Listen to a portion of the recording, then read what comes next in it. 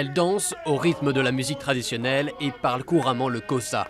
Mais à 63 ans, Hélène Ziller, qui dirige le principal parti d'opposition d'Afrique du Sud, a un problème, la couleur de sa peau.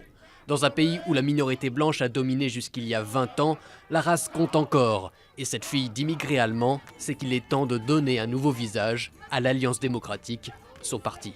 Je ne suis pas quelqu'un qui a cherché à tout diriger, ni à devenir la dirigeante de ce parti. Les choses sont juste arrivées. Donc je suis prête à passer la main à une meilleure personne capable d'agrandir ce parti. En début d'année, Hélène Ziller a réussi à persuader une figure de la lutte contre l'apartheid, Mampela Rampel, d'être la candidate du parti à la présidentielle. Elle a une réputation mondiale d'académicienne, de docteur et de dirigeante. Elle est aussi noire. C'est une combinaison très puissante dans le contexte de l'Afrique du Sud, très puissante en effet. Mais l'accord n'a pas tenu une semaine, alors c'est Hélène Ziller qui a dû se porter candidate. Son score s'annonce très honorable, entre 20 et 25% selon les sondages, le meilleur score jamais engrangé par son parti. Mieux que les 17% aux dernières élections de 2009, quand le parti était passé majoritaire dans la province de Cape Town.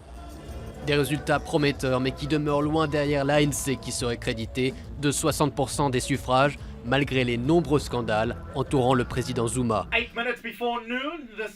Pour le populaire animateur radio Esepio McKaiser, le problème de l'Alliance démocratique est qu'elle n'atteint pas toute la communauté noire.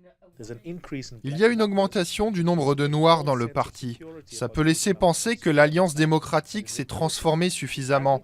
Mais en réalité, le militant ANC moyen, mécontent, pense encore que l'identité de l'Alliance ne parle pas à leur réalité. Ont-ils raison? Absolument.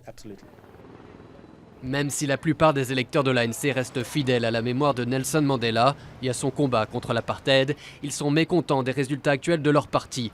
Le chômage notamment stagne à 25%, une carte maîtresse dans le jeu d'Hélène Ziller. Vous ne pouvez pas être libre sans travailler, leur lance-t-elle. Elle va marquer des points aux prochaines élections, c'est à celle où celui qui lui succédera que reviendra la tâche de transformer l'essai.